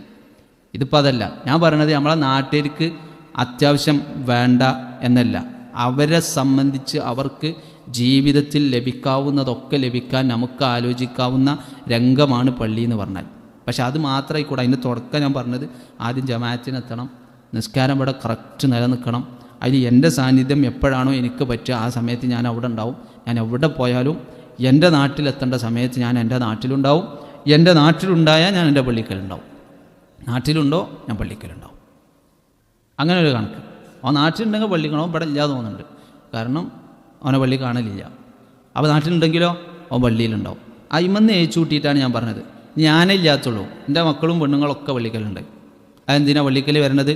ജമാഅത്തിന് വരാം, അല്ലെങ്കിൽ ഈ പറഞ്ഞ രൂപത്തിൽ പഠന സംരംഭങ്ങൾ ഉണ്ടാവാം. അതിന് നിങ്ങൾ കാർപ്പറ്റിൻ്റെ ചൊർക്കുമാണോ നോക്കിയിരിക്കരുത് എന്നാണ് ഞാൻ പറയണത്. അതിന് എല്ലാവിധ സൗകര്യങ്ങളും ഇതിനു വേണ്ടിയിട്ടാണ് നമ്മൾ ഒരുക്കുന്നത്. ഇതിനെ നിരാകരിക്കാനല്ല. ഒരുപാട് ആളുകൾ പെരുമാറിയാൽ ഉറപ്പാണ് ഈ കാർപ്പറ്റിൻ്റെ സോഫ്റ്റ്നെസ് നഷ്ടപ്പെടും. അതുകൊണ്ട് ഇത്ര ആളുകൾ മാത്രമേ ജമാഅത്തിന് പങ്കെടുക്കാൻ പാടുള്ളൂ എന്ന് പറയാൻ പറ്റില്ല. അതൊരു കാര്യം. പിന്നെ നാട്ടിലെ പള്ളിയിൽ അവിടെ ദർസ എടുക്കുന്നുണ്ട്. അവിടെ കുട്ടികൾ താമസിച്ച് പഠിക്കുന്ന ഒരു സംവിധാനമുണ്ട്. അതുകൊണ്ട് തന്നെ കുട്ടികളെപ്പോഴും പെരുമാറുന്നോട് കാർപ്പറ്റിൻ്റെ സോഫ്റ്റ്നെസ്സൊക്കെ വേഗം പേയ്ക്കണം. അപ്പോൾ അതേ സമയത്ത് തന്നെ വേറെ ഒരു പള്ളിക്കലും കാർപ്പറ്റ് ഇട്ടീനും അവിടുത്തെ സോഫ്റ്റ്നെസ് ഇപ്പോഴും നിലക്കുന്നുണ്ട്. അപ്പോൾ ഒരാൾ പരാതി പറഞ്ഞു, നമ്മളെ കാർപ്പറ്റൊക്കെ വേഗം പോയി, അവിടുത്തെ കാർപ്പറ്റ് ഇപ്പോഴും നിലക്കുണ്ട് എന്ന്. ആ പരാതി പോലെ ഇരിക്കുമത്. ആ നിലക്കുണ്ടെങ്കിൽ അതിനനുസരിച്ച് പെരുമാറ്റം അവിടെ ഉള്ളൂ. അതുകൊണ്ട് എന്താ കാര്യം? അതാ ഞാൻ പറഞ്ഞത്, സൗകര്യങ്ങൾ അസൗകര്യങ്ങളായി മാറുന്നുണ്ട്. അവിടെ നമ്മൾ മനസ്സിലാക്കേണ്ടത്, നമുക്ക് അള്ളാഹു തന്ന വലിയ ഞാമത്തങ്ങൾ ആലോചിക്കുക. ഈ പള്ളി നമ്മളെ പെരൻ്റെ പെരക്കുണ്ടാവില്ല ഈ പൈസ, ഈ പള്ളി ഉണ്ടാക്കാൻ ആയ പൈസ. ഇപ്പോഴത്തെ ഇവിടെ പള്ളി 1 കോടി കുറഞ്ഞിട്ട് പള്ളിയില്ല, 2 കോടി അറിയണ്ടേ, കുറഞ്ഞിട്ട് പള്ളിയില്ലല്ലോ. എല്ലാ നൂലാമാലും കൂടി കഴിഞ്ഞ് വരുമ്പോഴത്തേനും അതിൻ്റെ വൃത്തിയും വെടുപ്പൊക്കെ ആയി വരുമ്പോഴത്തിന് 1 കോടിയും 2 കോടിയൊക്കെ ആവണോടുത്ത് നമ്മളെങ്ങനെ ഏച്ചുകൂട്ടിയാലും ഇതിപ്പോൾ എങ്ങനെ ആയിന്ന് ഒരു നിലക്കും പിടിച്ചിട്ടുണ്ടാവില്ല. എങ്ങനെ ഇപ്പോൾ ഈ പൈസ ആയത്? ഒരു മനുഷ്യനെ ഏറ്റെടുക്കുക, അല്ലെങ്കിൽ ആരും ഏറ്റെടുക്കില്ല, എന്നിട്ടും പള്ളിയായി എന്നറിയും. എങ്ങനെ ആയെന്ന് വെച്ചാൽ ഇറങ്ങിയപ്പോൾ പിരിഞ്ഞിട്ടി അങ്ങനെ പള്ളിയായി എന്നറിയും. അതിപ്പോൾ ഒരാളാണ്ട് ഏറ്റു അറിയും. അങ്ങനെയൊക്കെ അള്ളാഹു നിയമത്ത് എന്നിട്ട് ഇനി ഇത് പൂട്ടിയിടുക എന്ന് പറഞ്ഞാൽ എത്ര വലിയ അക്രമം അത്. ഈ അറേബ്യൻ മുശ്രിക്കീങ്ങൾ പള്ളി പൂട്ടിയിട്ട് ആരെ തൊട്ട്? മുസ്ലിങ്ങളെ തൊട്ട്. അപ്പോഴാണ് അള്ളാഹ് പറഞ്ഞു, ഒമൻ അദ്ലമു മിമ്മൻ മനഅ മസാജിദ് അല്ലാഹി അൻ യുദ്കറ ഫീഹി ഹസ്മുഹു. അള്ളാഹിൻ്റെ നാമം പറയാൻ വേണ്ടിയിട്ടുള്ള മസ്ജിദിൽ നിന്ന് ആളുകളെ തടഞ്ഞോനേക്കാളും വലിയ അക്രമി ആരുണ്ട് എന്ന് ഓരെക്കുറിച്ച് അള്ളാഹു സുബ്ഹാനഹു വ തആല സൂറത്തുൽ ബഖറയിൽ ആയത്തിറക്കിയിട്ടുണ്ട്. അതിൻ്റെ ലേശം ഓരം പറ്റും. പള്ളിയിലെ ഹൈറിനെ തൊട്ട് സൗകര്യം പറഞ്ഞിട്ട് പൂട്ടിയിട്ട് അതിൻ്റെ ലേശം ഒരു ഓരം പറ്റും. അതുകൊണ്ട് നമ്മൾ മനസ്സിലാക്കുക, പള്ളി എന്ന് പറയുന്നത് നമ്മുടെ നാടിനുള്ള നൂറാവണം, നമ്മുടെ നാടിനുള്ള വെളിച്ചമാവണം. നബി സല്ലല്ലാഹു അലൈഹി വസല്ലമയുടെ ചരിത്രത്തിൽ, സഹാബത്തിൻ്റെ ചരിത്രത്തിൽ അഹ്ലുസ്സുഫ എന്ന് പറയുന്ന ഒരു വിഭാഗമുണ്ടായിരുന്നു. അഹ്ലുസ്സുഫ എന്ന് പറയുന്നത് വീടും പറമ്പും സ്ഥലവും കുടുംബമൊന്നും ഇല്ലാത്ത ആൾക്കാർ. അതിങ്ങനെ കുറഞ്ഞും കൂടിയൊക്കെ വന്നിരുന്നു എന്നാണ്. മദീന ജീവിതത്തിൻ്റെ ഏകദേശം അവസാനം വരേക്കും അഹ്ലുസ്സുഫ എന്ന് പറഞ്ഞ വിഭാഗം മദീന പള്ളിക്കലുണ്ടായിരുന്നു. ആരാ അഹ്ലുസ്സുഫ എന്ന് പറഞ്ഞാൽ? ഒരു കച്ചവടം പെട്ടെന്ന് സെറ്റാവണില്ല, വരുമാനം പെട്ടെന്ന് സെറ്റാവണില്ല, ഒരു കുടുംബമില്ല, അല്ലെങ്കിൽ താമസിക്കാനൊരു വീടില്ല, അങ്ങനെയൊക്കെ വരണ മനുഷ്യന്മാർ ഒരു താമസിച്ചിന് പള്ളിക്കലാണ്. നമുക്ക് ആലോചിക്കാൻ പറ്റുമോ? ഒരു താമസിച്ചിരുന്നത് പള്ളിക്കലായിരുന്നു. അത് അടുത്ത പ്രാവശ്യം ചിലപ്പോൾ ഓരോ കല്യാണം ശരിയായി, ഒരിക്കൊരു വീടിനൊക്കെ ആരൊക്കെ സംഭാവനയൊക്കെ കൊടുത്ത് റെഡിയായി കഴിഞ്ഞാൽ അവിടുന്ന് പോകും. അഹ്ലുസ്സുഫ എന്നാൽ നിശ്ചയിക്കപ്പെട്ടൊരു ടീമല്ലേന്, അത് അനുവദിക്കപ്പെട്ടൊരു സ്പേസ് ആയിരുന്നു അഹ്ലുസ്സുഫ എന്ന് പറഞ്ഞാൽ. പള്ളിക്കൽ അനുവദിക്കപ്പെട്ടൊരു സ്പേസ്. ആ സ്പേസിൽ വീടും നാടും കുടുംബമൊന്നും ഇല്ലാത്തവർ താമസിച്ചിരുന്നു. അഹ്ലുസ്സുഫക്ക് വേണ്ടിയിട്ട് പള്ളിയിൽ ഭക്ഷണം വസിയത്ത് ചെയ്തിരുന്നു. അവിടെ ഒരു ബാഗ് ഉണ്ടായിരുന്നു, ആ ബാഗിൽ കാരക്ക കൊണ്ടുപോയിടും. അങ്ങനെയാണ് അഹ്ലുസ്സുഫക്കാർ ഭക്ഷണം കണ്ടെത്തിയിരുന്നത്. അവർക്ക് അധ്വാനിക്കാനും ഒക്കെ സബബ് മുറിഞ്ഞിരിക്കണ ടീമാണ്. അവർക്ക് പെട്ടെന്ന് ഇപ്പോൾ അങ്ങാടിക്ക് ഇറങ്ങിയതുകൊണ്ട് ഒരാൾ പണിക്ക് വിളിച്ചോളണമെന്നോ വരുമാനം കിട്ടിക്കോളണമെന്നൊന്നുമില്ല. അപ്പോൾ അങ്ങനെയുള്ള മനുഷ്യന്മാർക്ക് വേണ്ടിയിട്ട് പെരക്കാർ കണ്ടറിഞ്ഞിട്ട് എന്ത് ചെയ്യുന്നവരോ ഈ സഞ്ചിയിൽ കാരക്ക കൊണ്ടുപോയിടും, ഭക്ഷണ സാധനങ്ങൾ കൊണ്ടുപോയിടും. അതായിരുന്നു നബി സല്ലല്ലാഹു അലൈഹി വസല്ലം ഈ പറഞ്ഞ അഹ്ലുസ്സുഫക്ക് ഓരിച്ചു കൊടുത്തിരുന്നത്. സഅദ് ഇബ്നു മുആദ് റളിയല്ലാഹു അൻഹു എൻ്റെ ഓർമ്മ, രോഗാശയ്യയിൽ കിടന്നത് പള്ളിക്കല. അധികം ആൾക്കാർക്കും വന്ന് കാണാൻ വേണ്ടിയിട്ട് രോഗമായി കിടന്നത് പള്ളിക്കല. ഇതൊക്കെ നമ്മുടെ ചരിത്രത്തിൽ നമുക്ക് കാണാൻ പറ്റും. അപ്പോൾ അതിനൊക്കെ ഇപ്പോൾ അൽഹംദുലില്ലാഹ് നമുക്ക് വീട്ടിലും സൗകര്യമുണ്ട്, അതിനൊന്നും തടസ്സമില്ല. അപ്പോൾ ഇവിടെ തന്നെ ഇപ്പോൾ രോഗിയായി കിടക്കണമെന്നില്ല. പക്ഷെ നമുക്ക് പള്ളി കൊണ്ട് നടക്കാൻ പറ്റുന്ന കുറേ സംഗതികളുണ്ട്. അതിന്മേൽ നമ്മൾ ഒരു പ്ലാനിങ്ങും ഇല്ലാതെ കൊല്ലങ്ങളോളം പള്ളി ഇങ്ങനെ ഡെഡായി കിടക്കണ ഒരു രൂപം 5 വക്ത് നിസ്കാരം കഴിഞ്ഞ് പൂട്ടിടുക എന്നുള്ളത് ഇസ്ലാമിക ചരിത്രത്തിൽ, പള്ളിയുടെ ചരിത്രത്തിലില്ല. അത് 24 അവർ സജീവമായി നിൽക്കണം.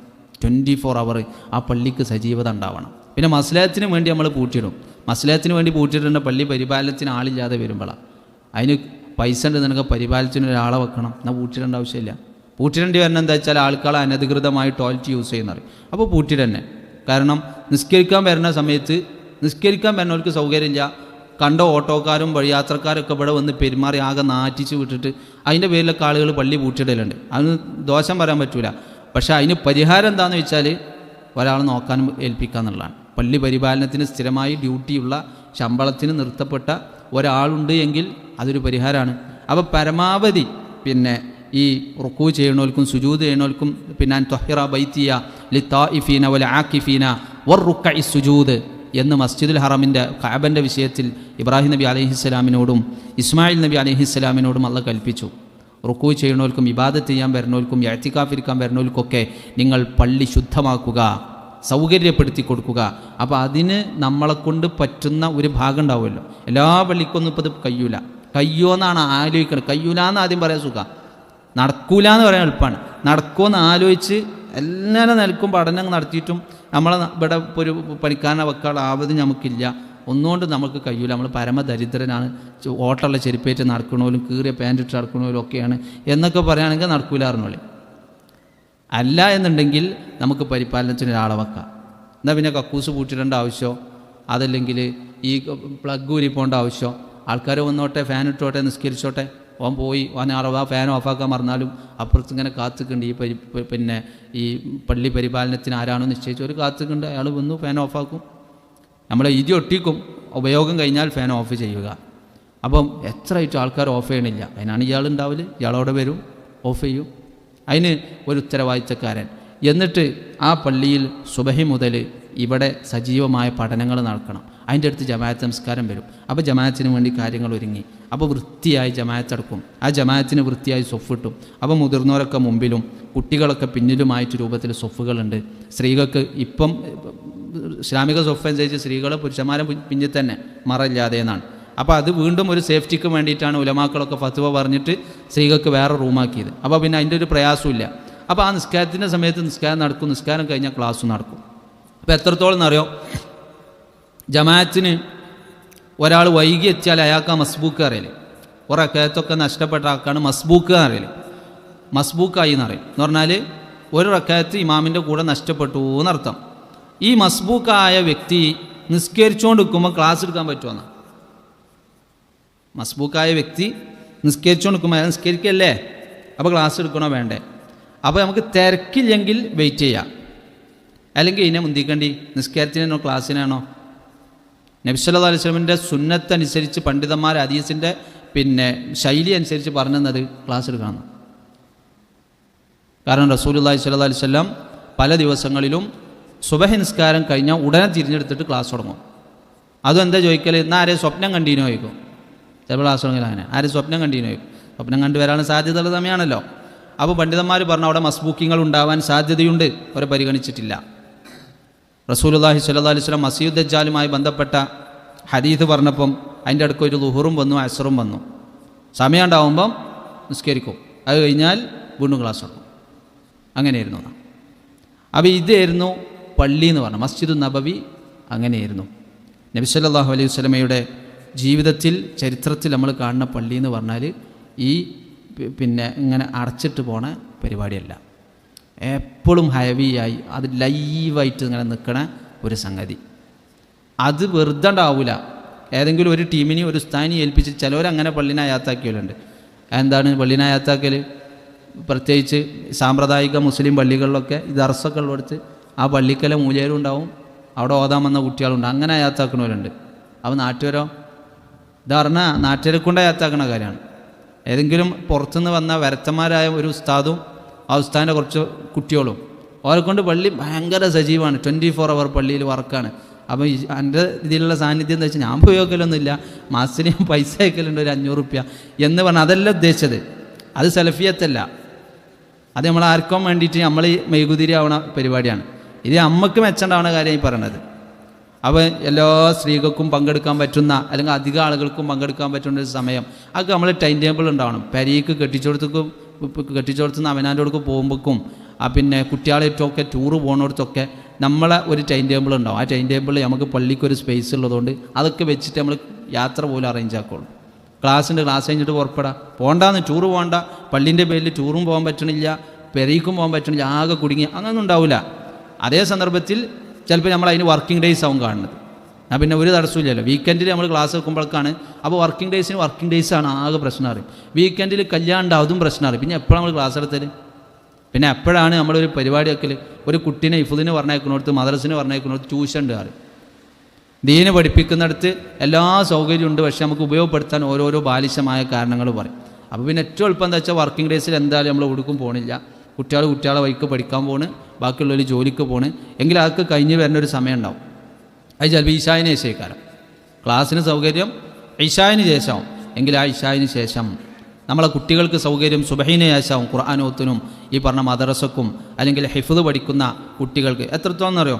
പിന്നെ അതിൽ ഇപ്പോൾ പുതിയ പഠനങ്ങളിലൂടെ ആളുകൾ പറയുന്നൊരു സംഗതി, ഇപ്പോൾ ഹിഫ്ദിന് സാധാരണ കുട്ടികളെ പുറത്തേക്ക് എവിടെയെങ്കിലും കൊണ്ടുപോയാക്കി 2 കൊല്ലം ഉമ്മാൻ്റെ അടുത്തുനിന്നും ബാപ്പാൻ്റെ അടുത്തുനിന്നും വിട്ടുനിന്ന് കണ്ട് ഉള്ളൊരു രൂപമാണല്ലോ പൊതുവെ നമ്മളെ നാട്ടിലൊക്കെ ഹിഫ്ദിന് കാണുന്നത്. ആദ്യം അതും ഇല്ലായിരുന്നു.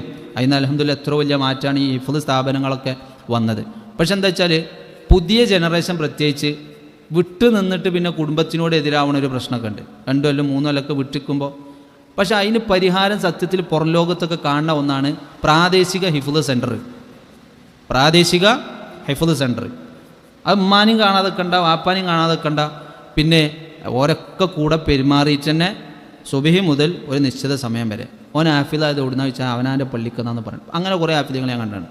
സ്വന്തം നാട്ടിലെ പള്ളിക്കുന്ന, പക്ഷെ അത് ഒരാളൊക്കെയാണ് ഉള്ളത്, ഒറ്റ ആൾ.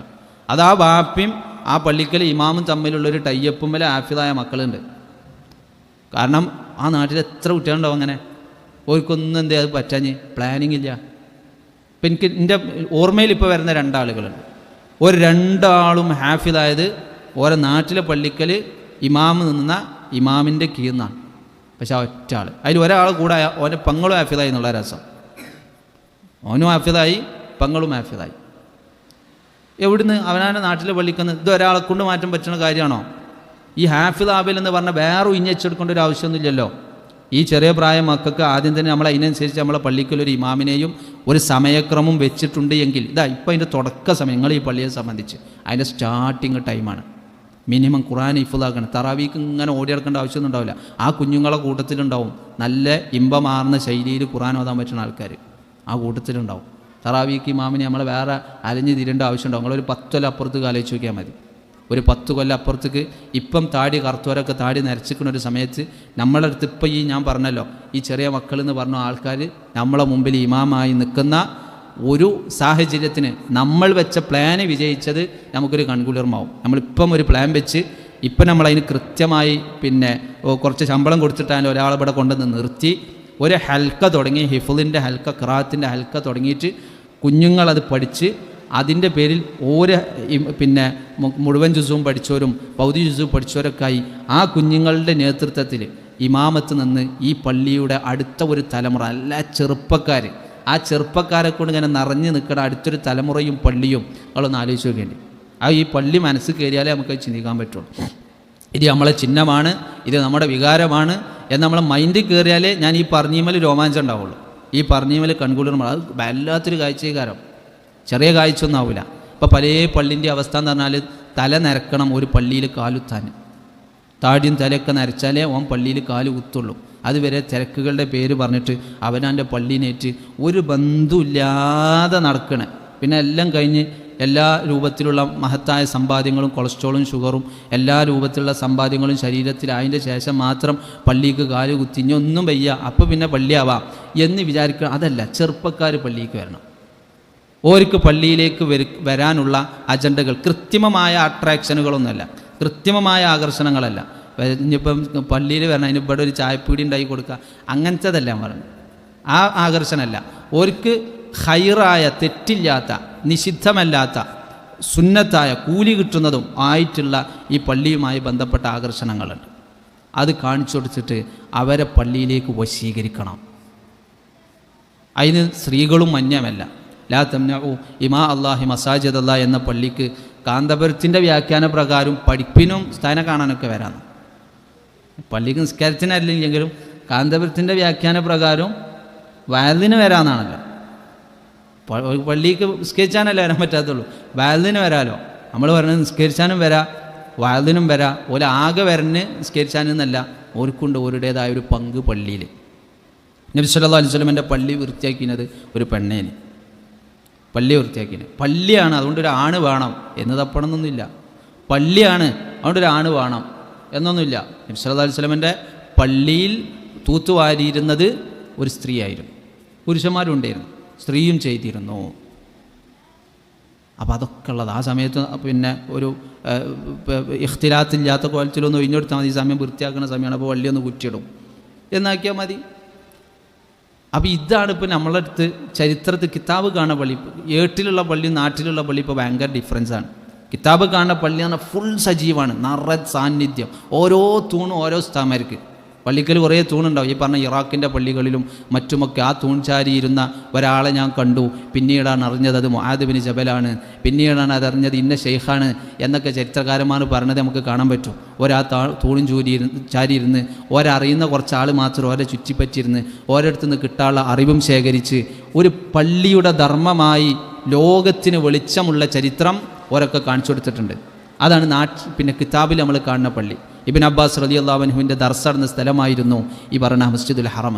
ഇബ്നു ഉമർ റളിയല്ലാഹു അൻഹുവിൻ്റെ ദർസ് നടന്ന് അതിനുശേഷം പലരുടെയും മാലിക് ബിൻ അനസിലൂടെ വന്ന് പലരിലൂടെയും അത് ഇന്നും നിലനിൽക്കുന്ന ദർസിൻ്റെ സജീവമായ കേന്ദ്രമാണ് ഈ പറയുന്ന മസ്ജിദുൽ നബവിയും മസ്ജിദുൽ ഹറമും എന്നൊക്കെ നമ്മൾ ചരിത്രത്തിൽ കണ്ടുകൊണ്ടിരിക്കുന്ന പള്ളികൾ. അങ്ങനെ ലൈവായി നിൽക്കണേ ആ നാട്ടിലെ മനുഷ്യന്മാർക്കും അല്ലാതെ അതിലപ്പുറത്തേക്ക് അവിടെ ആളുകളെ ക്ഷണിച്ച് അവിടെ സൗകര്യങ്ങൾ ഒരുക്കി കൊടുത്ത് അതിൻ്റെ ഇടക്ക് ആ നാട്ടിലെ നാട്ടുകാർ വരുമ്പം ഇതൊക്കെ കണ്ട് അവിടെ ആ ജമാഅത്ത് ഒരു വലിയ ജമാഅത്ത് ഒക്കെ പള്ളിൻ്റെ വറക്കത്താണ്.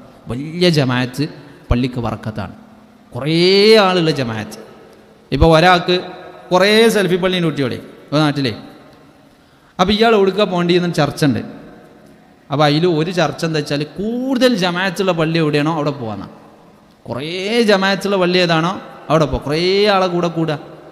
കുറേ മാനദണ്ഡങ്ങൾക്ക് ശേഷം വന്ന ഒരു മാനദണ്ഡം അതാണ്. കുറേ ജമാഅത്ത്, അപ്പോൾ കുറേ മനുഷ്യന്മാരുണ്ടാവുക.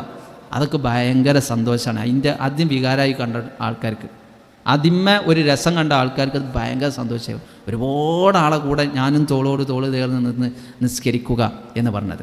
ആ ആളുകൾ നമ്മളെ നാട്ടിൽ തന്നെ ആയ ഭയങ്കര ഖൈറാണ്. അത് നമ്മളെല്ലാവരും ഇവിടെ വേണം. ഇവിടെ ഉണ്ടായിക്കൊണ്ട് നമ്മൾ അതിന് പ്ലാൻ ഉണ്ടാക്കണം.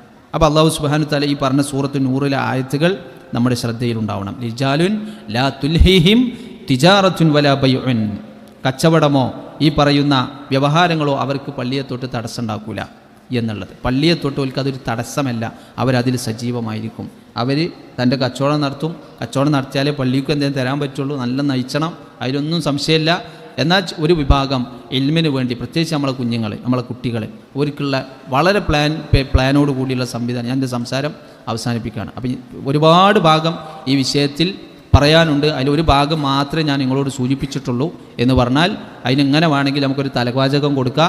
പള്ളി വിജ്ഞാന ഗോപുരങ്ങളാവണം, പള്ളി വിജ്ഞാനത്തിൻ്റെ കേന്ദ്രമാവണം. 5 വക്ത് നിസ്കരിക്കണം എന്ന ഭാഗം ഞാൻ പറഞ്ഞു. അതിന് നമ്മുടെ സാന്നിധ്യം ഇവിടെ ഉണ്ടാവണം. പള്ളി പരിപാലനത്തിൽ നമ്മുടെ സാന്നിധ്യം നമ്മൾ അറിയിക്കണം. നമ്മൾ മനസ്സുകൊണ്ട് ഉപദേശങ്ങൾ കൊണ്ടൊക്കെ നമ്മളുടെ സാന്നിധ്യം ഇവിടെ ഉണ്ടാവണം. അതോടൊപ്പം ഞാൻ ഇന്ന് ഹൈലൈറ്റ് ചെയ്ത് പറഞ്ഞ പ്രധാന വിഷയം പള്ളി വിജ്ഞാന ഗോപുരമാവണം. അപ്പോൾ ഇവിടെ നമ്മുടെ മക്കൾ, പേരക്കുട്ടികൾ, അത് പള്ളിക്കലോൻ ഇഫ്ദോത്തിന് പോകുന്നുണ്ട്, ഖുറാനോത്തിന് പോകുന്നുണ്ട്, അവൻ തജ്വീദ് പഠിക്കാൻ പോകുന്നുണ്ട് എന്നുള്ളിടത്തേക്ക് നമ്മൾ എന്ത് ചെയ്യണം? പ്ലാൻ ചെയ്യണം. അതിന് വേണ്ടുന്ന സൗകര്യം അള്ളാഹിൻ്റെ തൗഫീഖ് കൊണ്ട് നമ്മൾ ഈ പള്ളിയെ മാത്രം നോക്കുകയാണെങ്കിൽ ഈ പള്ളിയിലുണ്ട്. ഈ പ്ലാനിങ്ങിൻ്റെ കുറവുകൊണ്ട് ഇത് ഡെഡായി കിടക്കരുത്. നമ്മളടുത്തൊരു പ്ലാനിങ്ങും താല്പര്യമില്ലാത്തതിൻ്റെ പേരിൽ ഇതിങ്ങനെ ഒരു ഉണങ്ങിക്കിടക്കുന്ന ഒരു 4-5 കൊല്ലമൊക്കെ ഇങ്ങനെ ഉണങ്ങിക്കിടന്നാൽ പിന്നെ ആർക്കും തീരെ താല്പര്യം ഉണ്ടാവില്ല. വന്ന ആ പച്ചപ്പ് തന്നെ ആ പച്ചപ്പ് ഉണങ്ങാതെ സൂക്ഷിക്കുക എന്നുള്ള, വന്നപ്പോൾ ആ ഒരു നനവുണ്ടല്ലോ അത് ഉണങ്ങാതെ എങ്ങനെ പോയി കഴിഞ്ഞാൽ അത് കാലങ്ങളോളം നിലനിൽക്കും. കുറേ കഴിഞ്ഞ് ഉണങ്ങി പിന്നെ ആരെങ്കിലും ഒന്ന് നനക്കാൻ നോക്കിയാൽ ചിലപ്പോൾ ഒരു സുഖം ഉണ്ടാവില്ല. അതുകൊണ്ട് ഇപ്പോൾ അതിൻ്റെ തുടക്കമാണ് നിങ്ങളെ സംബന്ധിച്ച് അൽഹംദുലില്ലാഹ് ഈ പള്ളി എന്ന് പറയുന്നത്. അതിൽ നിങ്ങൾ സജീവമായ പിന്നെ സമയം എത്ര ഞാൻ പറയണം, നിങ്ങൾക്ക് സജ്ജീകരണങ്ങളില്ലേ?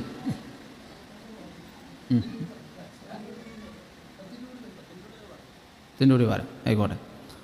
അപ്പം പിന്നെ വിജ്ഞാന ഗോപുരങ്ങളായിട്ട് പിന്നെ ഈ പള്ളിയെ മാറ്റുന്നിടത്ത് നിങ്ങൾക്ക് പ്ലാന് വേണം. എന്തൊക്കെ പ്ലാൻ എന്ന് ഞാൻ പറയണില്ല, അത് ഓരോ നാട്ടിനനുസരിച്ചും നിങ്ങളുടെ നാടിനനുസരിച്ചുള്ളത് നിങ്ങൾ മീറ്റിംഗ് കൂടി ആ മീറ്റിങ്ങിൽ പരമാവധി സാന്നിധ്യം അറിയിച്ച് അവനാൻ്റെ ആഗ്രഹങ്ങൾ അങ്ങനെ ഉണ്ടാവുമല്ലോ കുറേ.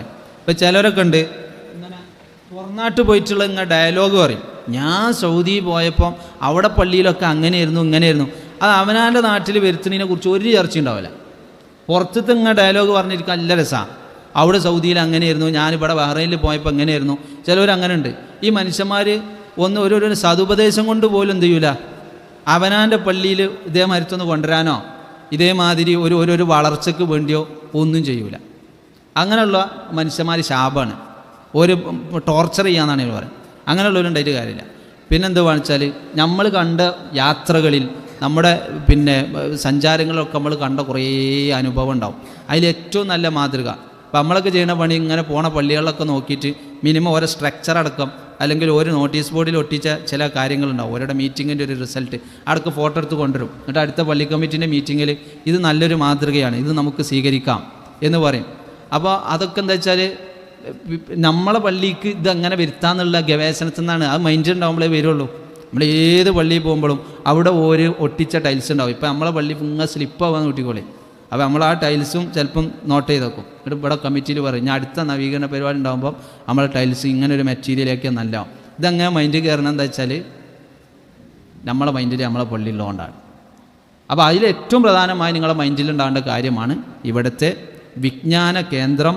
ഈ പള്ളി എങ്ങനെ നമ്മുടെ നാടിന് ബറക്കത്ത് ചൊരിയുന്ന, നമ്മുടെ നാട്ടിലേക്ക് അള്ളാഹുവിൻ്റെ നൂറിനെ വിതരണം ചെയ്യുന്ന ഒരു കേന്ദ്രമായി ഈ പള്ളി മാറാം എന്നുള്ളിടത്താണ് നിങ്ങൾ ചർച്ച ചെയ്യേണ്ടത്. അങ്ങനെ ചർച്ച ചെയ്യുമ്പം ഇൻഷാ അല്ലാഹ് അതിനനുസരിച്ചുള്ള പ്ലാനിങ്ങുകൾ ഉണ്ടാവും. ഞാൻ ഇന്ന് ഒരു ഗംഭീര വയറല്ല നിങ്ങളോട് പറഞ്ഞിട്ടുള്ളത്, മറിച്ച് നിങ്ങളോട് ഞാൻ ഇന്ന് പറയാൻ ആഗ്രഹിച്ച വിഷയം എന്ന് പറഞ്ഞത് ഈ പള്ളിയുമായി ബന്ധപ്പെട്ട് ഈ പള്ളിയെ നമുക്ക് എങ്ങനെ സജീവമാക്കാം എന്നുള്ളതാണ്.